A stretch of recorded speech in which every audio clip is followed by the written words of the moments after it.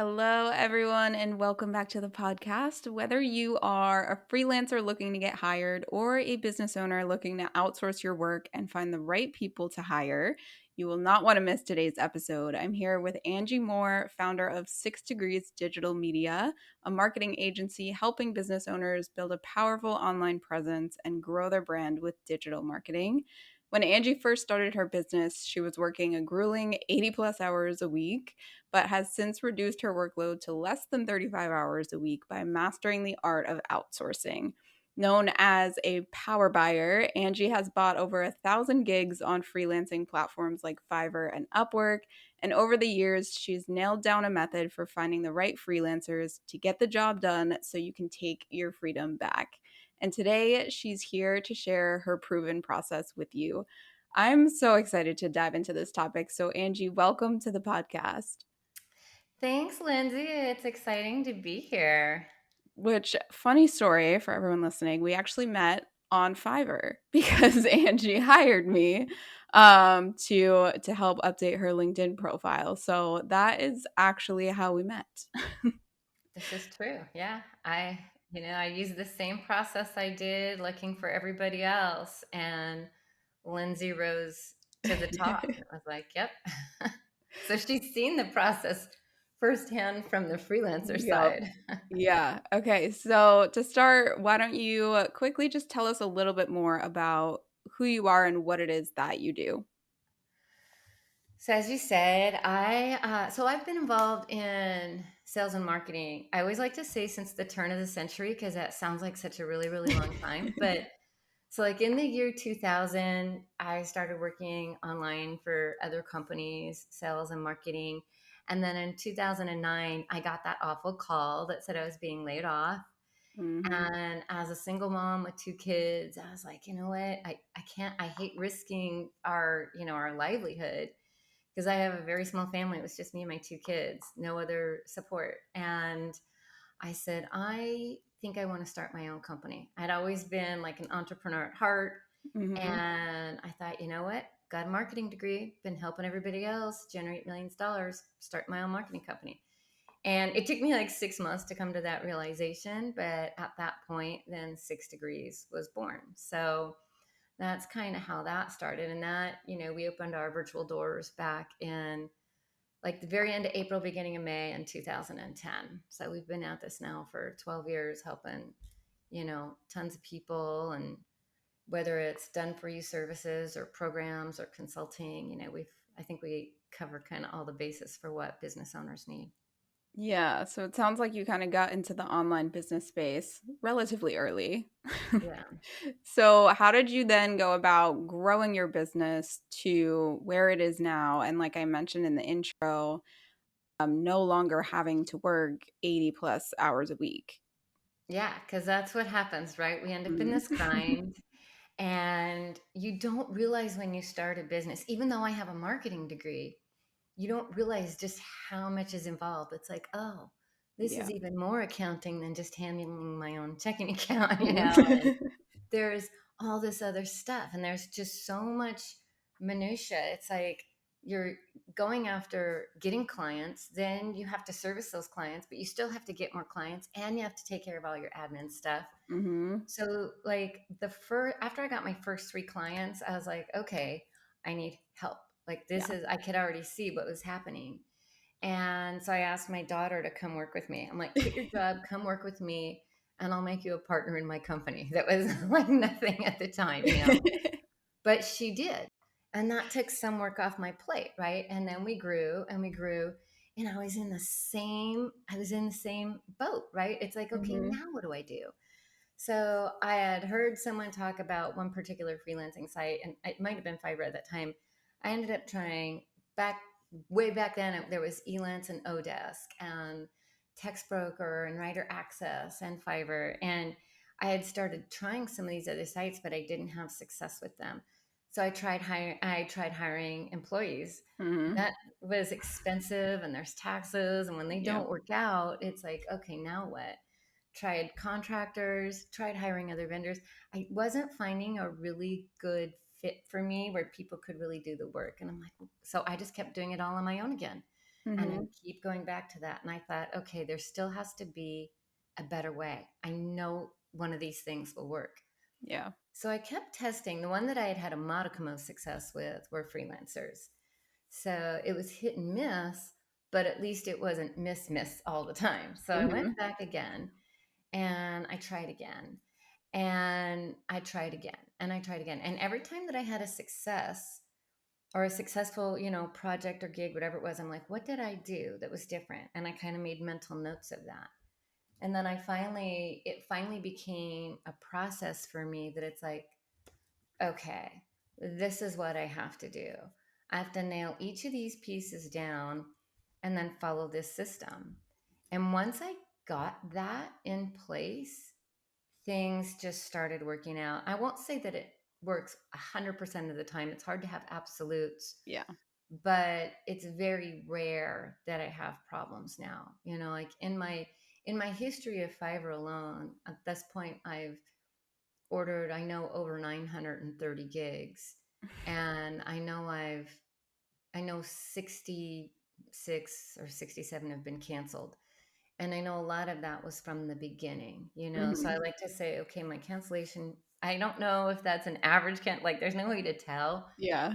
But my favorite story was there was a guy, a copywriter that I hired. Well, I reached out to a bunch and he said, wow, he goes, I'm honored that you reached out. He goes, I have never seen a buyer with so many reviews as you. Yeah. I can't see that at my end. I don't know what they're seeing, but I know I am a top buyer on Fiverr, and they've called me the golden child, which I don't even know what that quite means, but I do know that I have this process nailed down, and I know that it works because I've helped other people use that same thing. So I'm like, okay, Mhm. I'm not going to hire any more employees. I'm sticking with my team of 5, and we have 5. There's 5 of us on my staff. Mhm.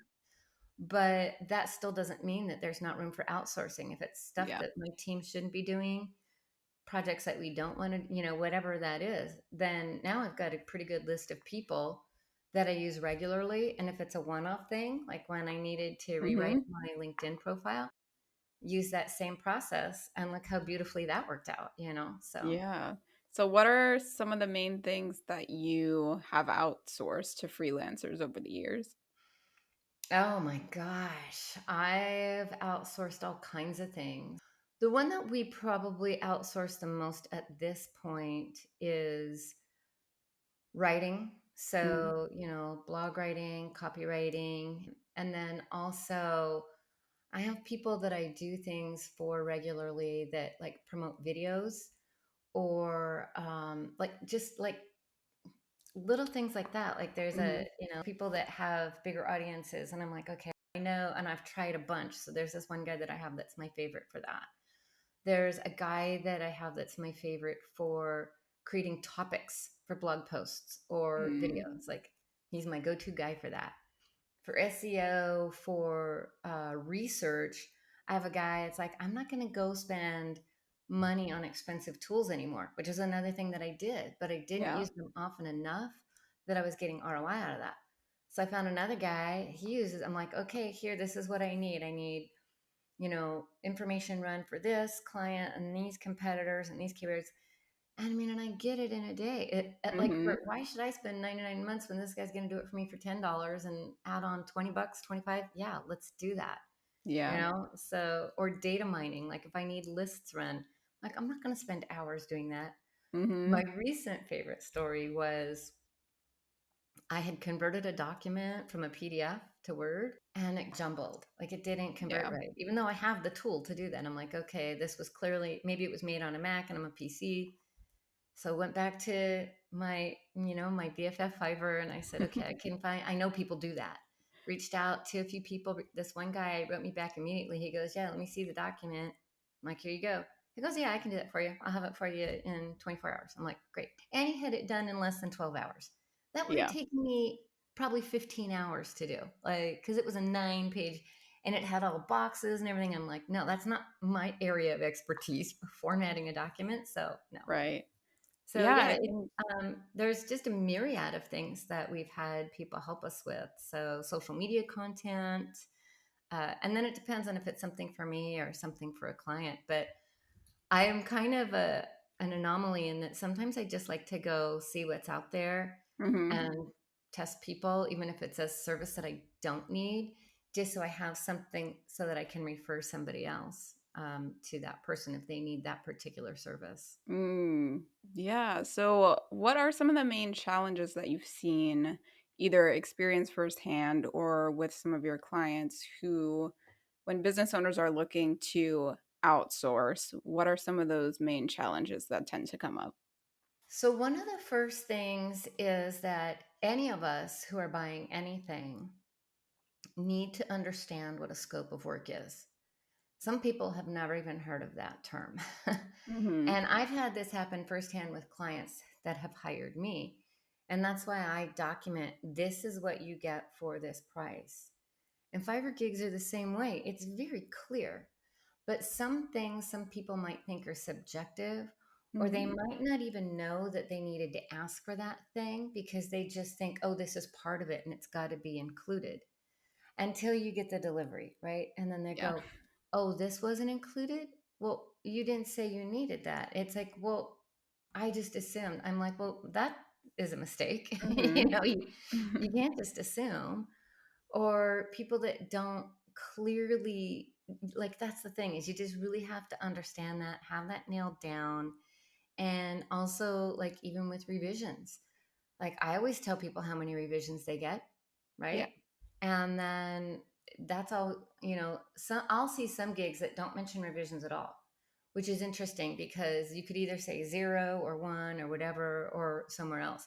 So I can see how that can be confusing. And I can also see the difference between an experienced seller and someone that's newer that maybe didn't know to put that in their gig to begin with. Mm-hmm.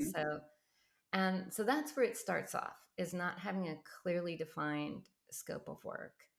And then the other part is someone will not take their time and they just hire the first person that looks good on the Mm-hmm. surface. Oh, that fits what I'm looking for. Hire. I really appreciated it when sellers started saying contact me before ordering this gig, because that wasn't always there. Yeah. 'Cause I've been on the platform since 6 months after it was launched, so I've really seen its growth. Yeah. And then it's all about communicating, right? So you hire someone and then you don't communicate exactly what you need. Like, Mm. if you're hiring somebody overseas, you have to, as a buyer, take some responsibility that you're working with someone who English may not be their native language, or whatever your native language is and their native language. So the more clear you can be, written word is tough. So, you can use an audio, you can use a screencast, whatever it is, but make it so that there's very little room for questions. It's like that. If anybody's ever heard that analogy of fast food conversation, that's like Mm. you order and they repeat back, is this what you want? And you Yeah. go, no, you totally missed this. You put onions on my hamburger. I didn't want onions on my hamburger. So it's like, make sure that they understand what you're looking for. That's why I ask questions and I encourage questions, so that there's not as much room for misunderstanding. But also, don't expect perfection the first time around. Mm-hmm. This is one of the biggest challenges and one of the biggest mistakes that I see. People will work with someone, just go, oh, I'm going to need this in a week. So I'm going to go find someone, I'm going to hire them, and I'm going to get a perfect product in a week. Mm-hmm. That is just ridiculous to have that type of mindset. So what you should really be thinking of is, I need to go find someone, but I have to build in revision time, especially if it's the first time that you're working with someone. So Mm-hmm. my thing is, if you're working with somebody the first time, never order on a deadline. Just Yeah. don't do it, because it's going to be stressful for you. It's like, ugh. And then even when you get that first draft, don't overreact if it's not perfect. Like, Mm-hmm. you're getting to know each other. It's like, you have to have some room for just being human. It's like, Yeah. okay, maybe they didn't understand you. Don't just get all angry about it. Just go, oh, we're close. I must have missed giving you some information. That's how I take it. It's like, I must have miscommunicated. I don't Mm. mind putting it on myself. I don't have that ego. Let's, especially if it's somebody that you can tell they're worthwhile working with. Some people, if they thought they got it, because I'll do that too, and I have had that happen. I have a good example of that too, and it's like, no, you said you understood this. I have your statement, and Yeah. then you sent me this. So no, but yeah. So those are some of the mistakes and challenges that I see. Yeah, and it's so interesting because I can see this from both sides, right? I'm a freelancer. I'm also a business owner who has outsourced some work on Fiverr specifically. And it really is, I mean, I definitely appreciate you saying that there is some responsibility on the buyer, right? You are responsible for clearly communicating what you want, making sure you understand that scope of work, because I've definitely had buyers where they didn't really read my gig description and they thought something was included and it wasn't. Right. Or they didn't give me a whole lot of information to work with and then were frustrated because I didn't seem to understand what they wanted. So I think that's definitely important. And also, when you mentioned about deadlines, which I've definitely been in this situation as a business owner where I'm like, I need something done in like by next week and I don't have time to do it and then I'm stressed out. I feel like I don't have time to hire someone to do it and I also don't have time to do it myself. So I think there's so much value in kind of anticipating, okay, what are some things that as my business grows I'm going to want to outsource, and even looking for freelancers who you can hire before the time comes where you Mhm. actually need them, because then Exactly. you have more time to do that research and really find the right people and connect with them and get clear on how, what they can do for you. And it's having someone in your back pocket when that time comes where you're stressed out and you need something by next week is going to relieve a lot of that stress. Yeah, because the research that takes a while. If you're Mhm. going to do it right, it's going to take a while. I mean, you wouldn't hire an employee without going through that process. Right. You wouldn't Yeah. hire, like you're trusting someone either with your business or if it's something for a client, even more important, right? And so you need to take that time. And it's not like it's going to take days or weeks, but you can't expect to find a solution in 5 minutes. Mhm. It's just, I know we're all, everybody wants everything like Yeah. this, but if you want to get it done right, anything that we want to do, we have to put the effort in, right? If I want Yeah. to lose 5 pounds, that's not going to happen overnight. I got, I got to go work out every day, so it's just putting in the appropriate amount of work for your working part. And yeah, that's not sexy and it's not fun and it's tedious, but the payoff is huge. So Mhm. that's the thing. It's like if you're willing to do the work that needs to be done in the long run, I mean, you can imagine. And the thing is, I always tell people have a backup. It's like that's the other Mhm. thing is there's people that I've worked with for years and then all of a sudden they're unavailable. And that's like, Yeah. oh, darn, that's one of my Mhm. favorite people. And they still aren't. Actually, that's happened to me several times. I still keep them in my list and I'll check every now and then, but they just get too busy and I can't blame them. It's like, gee, I'm Mhm. ordering, a couple times a month. Yeah. It's like there might be somebody ordering from them even more often, but I also still to this day have a guy that I know no matter how busy he is, he will always help me. Mhm. And it's just a little fun story. Is it okay if I share that? Yeah, go ahead. So when I first got on the platform, one thing I was looking for at one point was voiceover talent, Mm. and it was a brand new seller. And I have a whole different attitude about working with new sellers. Like I don't think people should be afraid of them, Yeah. but you have to. There's a different way to go about it. But so this guy was a new seller. I was kind of a new buyer, Mhm. and I hired him to do some voiceover work for a client. In fact, he did several. I think I've hired him like 30 times. And he ended up becoming a top seller on Fiverr and got interviewed by their PR company.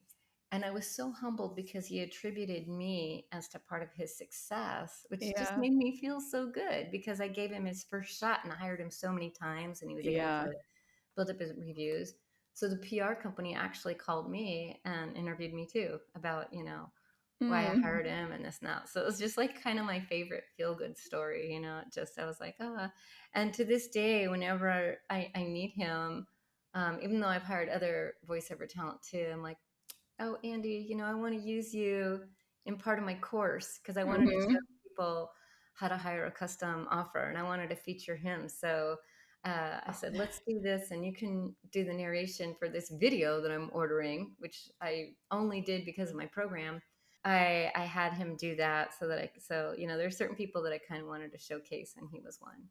Yeah, that's such a good story. And I was gonna ask, any tips you have for business owners who are on a tight budget looking to outsource, and it sounds like finding some new sellers could be a good way to go about it.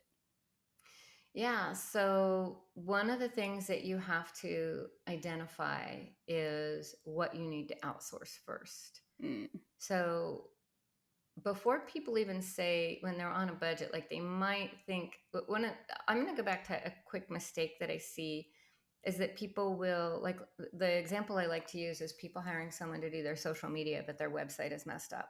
mm-hmm. And so you've spent your budget, it's kind of like putting the cart before the horse. It's like, and then you're going to say that that didn't work. Well, you might have got traffic to your website, but it didn't convert because you have broken things or Yeah. it's all a jumbled mess. So first, make sure you choose what you can't do.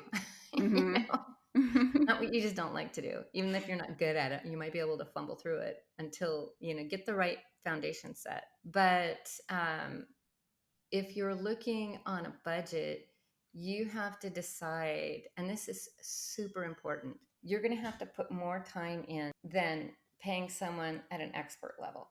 Mm-hmm. So, for instance, I'll use writing as an example. I actually have a really good story about this. You could find a pretty inexpensive writer for even $25, let's say, for a blog post, but you're not going to necessarily get the same quality as someone who's charging 10 times as much. Mm-hmm. So if I like to think of it like this, think of that $25 writer as starting a brief for you, and then you go fix it. Mm, So is it better to have someone do part of the work, knowing that you'll still have to pitch in and fix it? Because you can't go arguing back with that person for a $25 yeah. you know 800 word blog or 500. You can't do that. Don't be that person that does that. There are So definitely those people. it's like, yeah, because there's people that do that and I'll see them like, buddy, come Yeah. on. So keep that in mind. If you need to have a lower budget, and the more you're paying, probably the less you're going to have to do, right? Do you Mm-hmm. have more? So I always ask people is, do you have more time or do you have more money? Yeah. And if you say you don't have either, something's wrong, because Mm-hmm. then you're spending your time on the wrong things. If you really have no money, then that means you don't have enough clients. Then yeah, then you've got more time. Mm-hmm. That's why I was working 80 hours a week, because I was trying to juggle it all. And you can still get a head start by paying less money, but and then it also depends on what that service is. So if you could totally get an ebook cover for $25, that's outstanding. Like, Yeah. that's not something that is writing. So the more complicated the project, or if you need someone that speaks your native language, that's different. But if you're looking to use overseas talent, which I don't have a problem with, I just always like to make sure that they speak English and Mm-hmm. understand English, because you could say you're looking for someone in the United States that speaks English and you're still going to get transplants. So, Yeah. I've actually had that happen too. But then when you start that conversation, you can see how good their English is. And that's where that piece makes a difference. So if you want to hire on a budget, think about what's acceptable to you and have those conversations first to help you understand, okay, are we going to have a communication problem? Look at how they write their profile. Like, I always look for Mm-hmm. errors in their profile. And it's like, okay, I can already tell this isn't going to work. Yeah. This one, it's not too bad. Have the right mindset and the right expectations depending on your budget. So, and Mm. then, choose what you need to outsource accordingly. Yeah, and it sounds like you spend a good amount of time researching freelancers before you choose Mhm. who you're going to hire. So, how much time would you say you typically spend on that research phase? It depends on what the service is that I'm looking for. Like when I was looking for the guy to do the PDF, that's not a complicated project. If I'm looking for someone who's going to write my LinkedIn profile, I'm going to spend more time with that because that is very specific. It Mhm. is showcasing who I am, it's delivering a clear message. I want that to be outstanding. Like, I want an outstanding result with that, right? Mhm. But so the lower effort, the less time you can kind of spend on researching that. Mm. But the higher the effort and the higher the impact that that effort is going to make, you need to spend as much time as it takes to get a good list of people, because you don't know who's going to be available and who's not. And I don't want to have to start my research all over again. So, just as if you were hiring an employee or a contractor or anything else, you have to have, you want to have a list to choose from, and you want to have a Mhm. decent list to choose from, and you want to have backups. Like, my backups have saved me more than once. So, Yeah. I'd love to know, obviously, just because I'd love to know, but also for the freelancers listening who are maybe setting up their Fiverr profile, what was it about my gig or my profile that made you want to reach out to me and ultimately end up working with me for your LinkedIn profile? oh, that's a really good question. I would have to open up your profile and go look. uh, Because I think something a lot of freelancers struggle with, and I hear this a lot, especially when they're getting set up on Fiverr, is I set up my gig, I set up my profile, but I'm not really getting any clicks, or they don't really know how to set it up and what to put in their gig description, or in their bio or anything like that, or even how to create their gig covers, like the images oh, that show up, right? okay. So So, this is, now that you think about it, this is an interesting story. So I almost didn't find you. really? Because when I was first searching for, it's because of my wicked research skills that I'll say I ended up finding you. I was looking for someone to rewrite my LinkedIn profile. And all I was getting on my first search were people that write profiles for people looking to change careers. Mhm. That's the only thing I got. I actually even reached out to Fiverr and said, can you give me some recommendations? Mhm. The ones they sent me were the same. And they're Yeah. like, no. So what I said is, I have to change how I'm searching, and that's a recommendation I give to people too. And when I changed my search terms is when I found you. And it was like, okay, you got it. I remember when I looked Mhm. at it, because look at the title. I will optimize your LinkedIn profile to convert clients. That's what I was looking for. I wasn't looking for a job. Do So you your remember if that was the, like, keyword you used in your search? Mhm. Okay. I did. I Nice. said, that's exactly what I put, was Mhm. optimize to attract, I think it was to attract leads or clients or something like Mhm. that. But that's exactly how I searched. And I would tell people, for freelancers, like, if I was going to do, like, I always, when someone comes to me with a problem, I go, well, if this was my business, what would I do? I'm not a Fiverr seller, but if I was going to get on Fiverr, and you can make more than one gig, one of the things that irritates me is when the URL doesn't match the job description, and I just overlook that. But um, Yeah. optimize it for what you want to be found for. Don't try to be all things to all people on one gig. Yes. And one of the things, and I'll tell you what, this makes a difference for me. If I'm looking for someone who is um, an expert in that particular thing. The other thing that I do is I'll look at their profile page, not just that particular gig. Mhm. Because if I'm looking for a writer, I don't want you to also tell me you're going to go um, do something that's completely unrelated, you know? So, and when I see things like that, I go, well, then I don't want to hire you for that. I'll hire you for what your expertise is. But if that wasn't your main expertise, like if you have Yeah. maybe 6 reviews for this and you got 2,000 reviews for that, that tells me you added this on and you might Mhm. not be as strong. But yours was exactly what I was looking for. And in fact, I even sent you back to Fiverr and I said, here, if you need somebody for this kind of thing, Oh, she was really? perfect. So, Yeah. And that is I think a lot of people get discouraged too because they look on Fiverr and there's like there's literally thousands of gigs for this thing I want to offer. But if you can narrow down like how can you make yours stand out? I mean, if you Mhm. like you saw, if you just search LinkedIn profile optimization, you're going to get pages and pages of people Right, offering LinkedIn profiles, but the majority of them are for job seekers.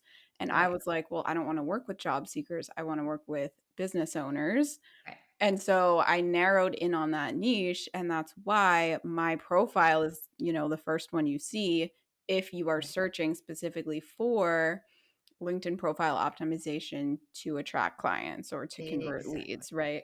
And so I think a lot of times people are scared to niche down because they think, oh, not as many people are going to find me, and maybe not as many people find me, but the people who do find me are like, that's exactly what I need.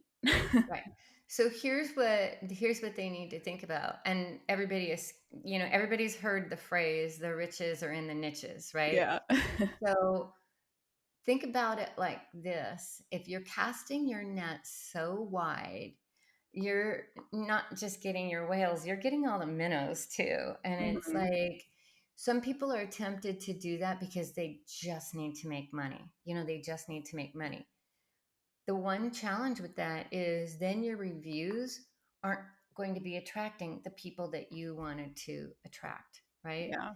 So that's the other thing. It's like I'll look at the other thing I do is I look at the profile picture. So Mhm. when I see my search results, I have a very specific way that I do my first round of qualification. And I do look at the thumbnails as well, and I look at the blurb and the reviews and the star rating and all that. So you do have to be mindful of your reputation. So if Mhm. you're offering a service that's not your area of expertise, that could hurt your review rating too. And honestly, that could keep you from ever getting more jobs in the future. Yeah. So you definitely want to be careful of that. And I do always look at like the basic standard premium if that's there. I look at any portfolios. Oh, look, there's my review right there. Mhm. I read every single thing. So, like I said, I'm pretty detailed about how someone passes into the next phase for me. I really do read it all. And then I also read the reviews. So, and yours stood out enough that it was like, yeah, I definitely want to reach out to Lindsay. Mhm. And, you were like number one on my list. And thankfully you had time and everything else. Because when I make my short list, I usually have a few people that I'm willing to reach out to. Yeah. And it was just we had a perfect experience in Mhm. that doesn't always go that way, but for me, more often than not, I have above average experiences. That's because I research properly before I hire, and I vet people properly before I hire. And then I would rather take that time instead of having to start all over, plus all that negative Mhm. energy and experience. And I've been there and I've done that. Yeah. I did that. That doesn't work. Oh, Yeah. that doesn't work. That's why I see people on social media that say, don't just tell me to go to Fiverr. Nobody understands me there. That's like saying Facebook ads don't work. Well, because you Yeah. haven't been trained. You don't know the secret sauce that I do, because I've Yeah. put in years figuring it out. So. Which you compiled that secret sauce into a free guide that people can download, right? So tell us a little bit more about your outsourcing guide. So my outsourcing guide is called Outsource with Confidence, what I learned from buying 925 gigs on Fiverr, which at this point it's far more than that because there's not a month that goes by that I don't order on Fiverr. At least um, I can't remember, and I don't even know. So right now I'm at 938. So uh, what what I had decided was I knew I started realizing that this was going to help people because like I said, I just designed this process for myself because I knew I couldn't keep working 80 hours a week. That was Mhm. unsustainable.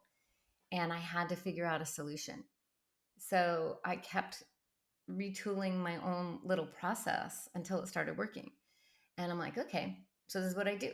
And I've been doing it for years. And then as friends started needing help, not everybody can afford our done for you services. I get that. Hmm. I'm 3,500 a month minimum to work with, Yeah. and that's minimum. So for people that still need help, they need a solution. And I thought, you know what?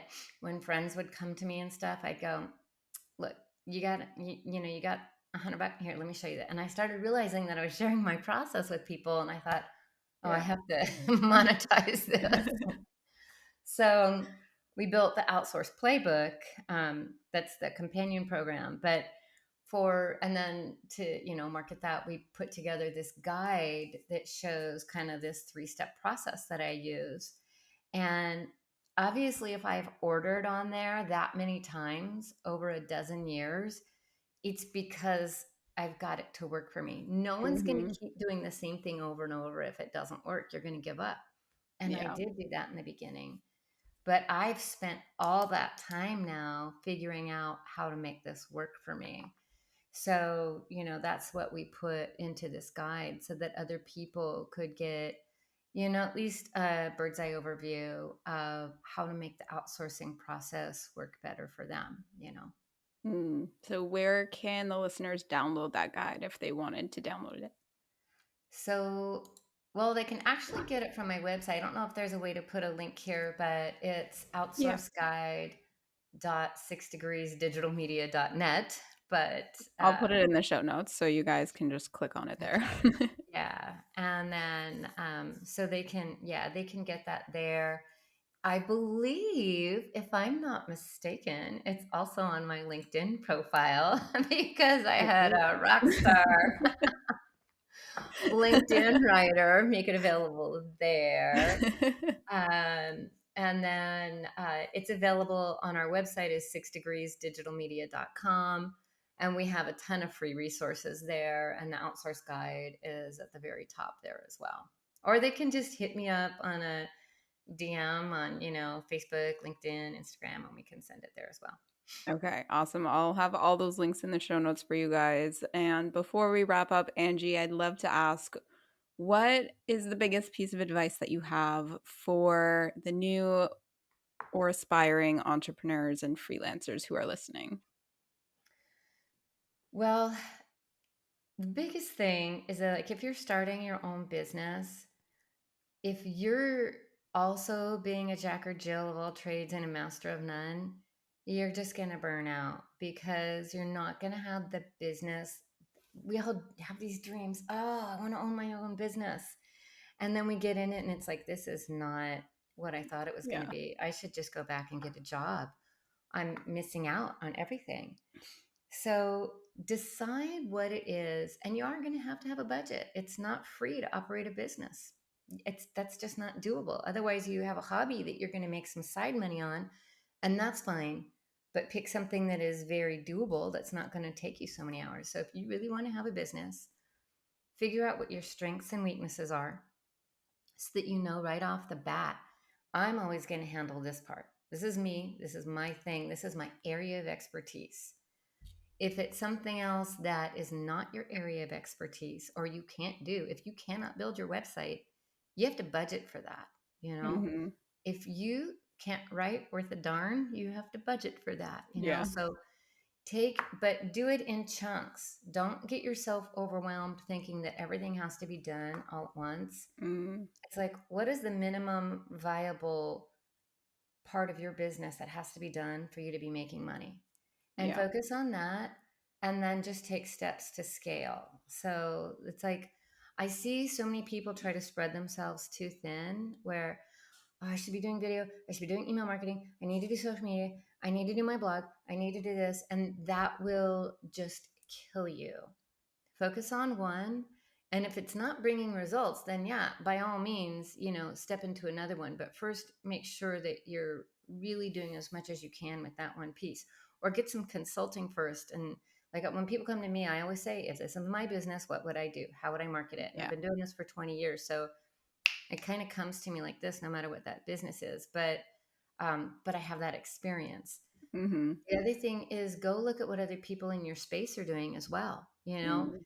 it's not like you're copying anybody, but you don't have to reinvent the wheel. If you're doing something new, like our project is something new. There's nobody out there doing that, so I don't know what's making other people successful in that space. But if I was just saying, well, how are people doing video marketing? How are people doing whatever it is? For freelancers, you guys have it made because you can go look at all those other profiles, Yeah. right? You can go look at all those other profiles. The other thing that you can do, and the profiles that have, high reviews and tons of orders, they're doing that for a reason, right? Mhm. The other thing is that you could just go do a Google search, go do an Amazon search, and look at top ads, look at top Amazon Mm. books, look at the statements people are using there. They're using Yeah. if they have a lot of reviews or if they're always at the top of Google, it's because that message is working. So Mhm. take that and turn it into your own. Don't plagiarize it, Yeah. but you can definitely finesse it, and make it into your own so that you can give yourself a little head start. All right, Angie, such good advice. Thank you so much for coming on and sharing all of your tips with everyone listening. I hope everyone goes to download your guide. I downloaded it and it's already helped me with some of the outsourcing I need to do. Oh, I'll have So to get a testimonial from you for that. you will. And again, all of those links are in the show notes for you guys. But I just want to thank you for your time and for coming on and sharing all of your expertise with us. Well, thanks for having me, Lindsay. It was a pleasure. So I was really excited for us to do this since we hadn't actually met Yeah. face to face before.